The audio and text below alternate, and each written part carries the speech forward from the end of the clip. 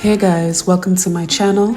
Today is a leg day, but first I'm gonna walk you through my warm-up routine and then I'm gonna finish up with the rest of the leg day. So enjoy. So I personally like to start off with hip openers. Gorilla squats are a really good way to stretch out those hamstrings. It also gives you better posture and makes your squats more smoother and stronger.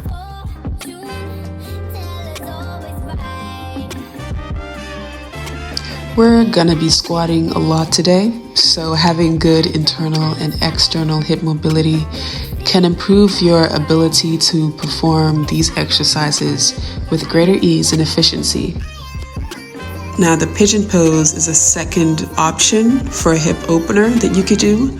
I love to use the box or the table because it gives me more room to engage the glutes on the back leg. The more you engage that back leg and drive the power to your torso, the deeper the squat. Next, I'm going to prime the body with a movements pattern. The movements pattern helps the brain-body connection to memorize what muscles that you are engaging when you're performing a particular exercise. My favorite movement pattern for the barbell squat is the tempo banded goblet squat. With the band around your ankles while carrying the weights, tension the band by squeezing your glutes and opening your hips. Also in that deep squat, I can swivel my hips and drive the knee over my toes, feeling a really good stretch in the back of my calves. Notice that my elbow is on top of my knee so I can push the elbow over the toes. This will really help with ankle mobility.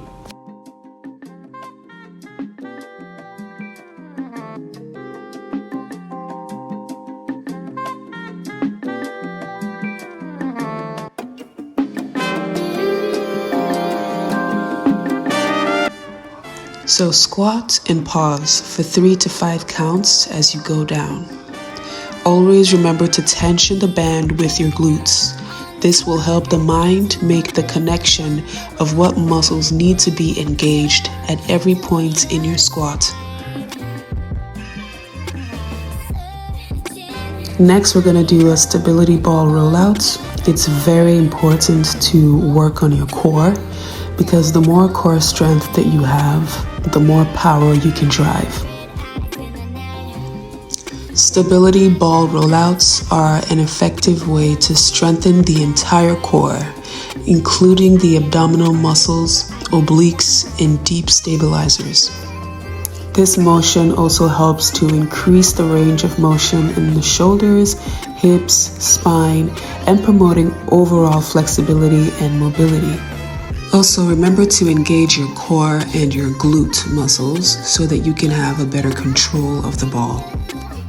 This will help promote proper posture and spinal alignment. The standing hip flexion with bands specifically targets the hip flexor muscle, which are responsible for lifting the leg and bringing the knee toward the chest.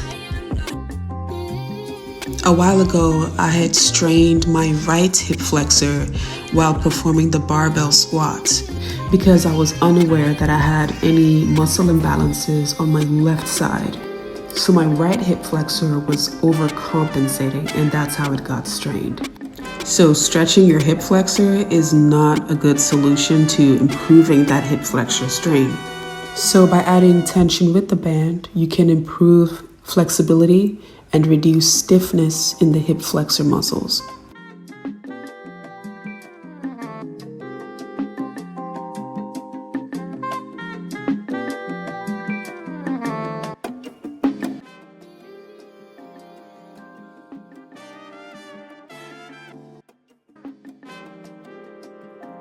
Honestly, it was only after I strained my hip flexor that I realized just how important the muscles of the inner thighs were for stabilizing the lower body to perform a regular squat, let alone a squat with barbells. It just goes to show how neglecting any part of your body, no matter how small or less visible, may cause serious injuries down the line if they're not corrected sooner. Everything is connected.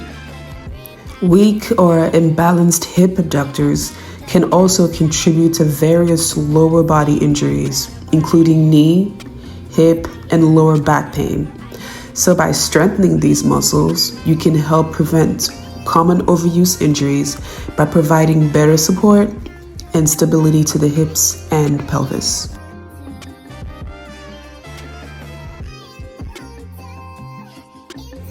Next, we're going to do some tempo leg extensions for the quads. And we're going to be doing 3 counts for the eccentric and concentric movements.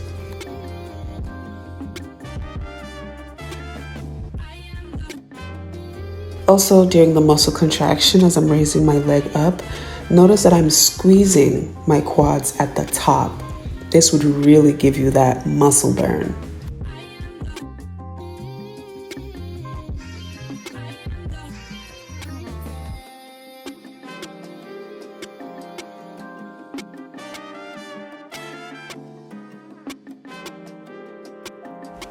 Next, we're going to superset the air squats with front barbell squats.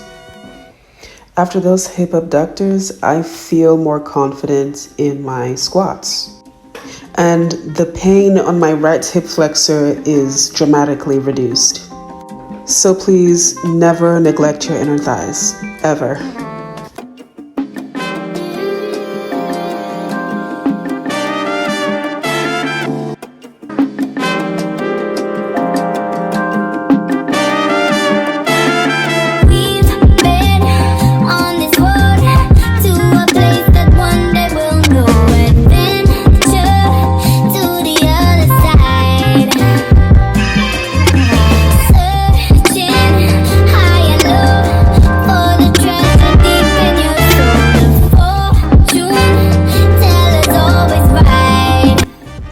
Also notice that as I'm squatting, I'm pushing my knee outwards and consciously opening my hips. This is why those banded goblet squats were so helpful, because I have better control of the squat.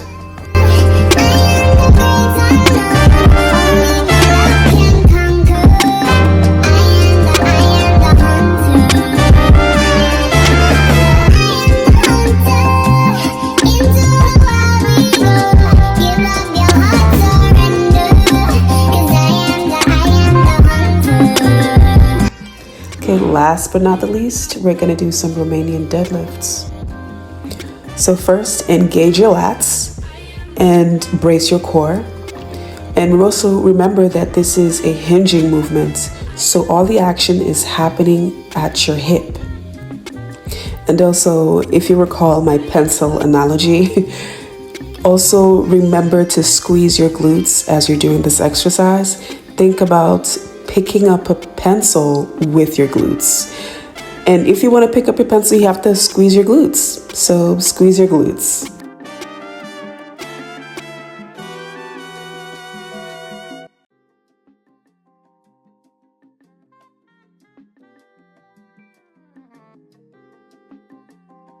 Next, we're going to superset with single leg Bulgarian split squats.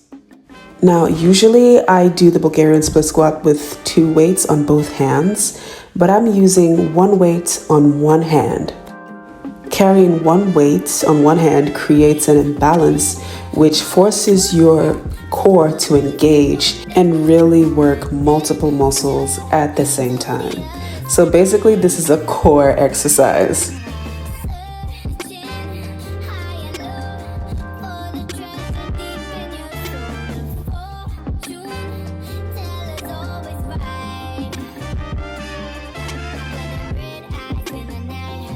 Okay, so for unilateral exercises like this, I usually don't take that much of a break, at least a minute or less than that.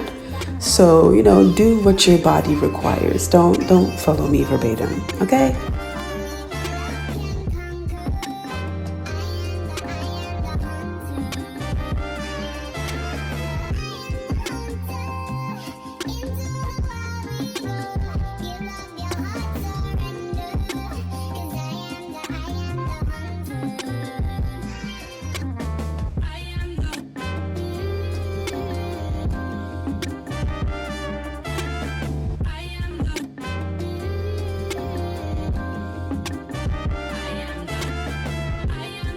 And that's the end of the video, guys. Thank you so much for watching. Make sure you like and subscribe and follow me on Instagram and TikTok. Bye-bye.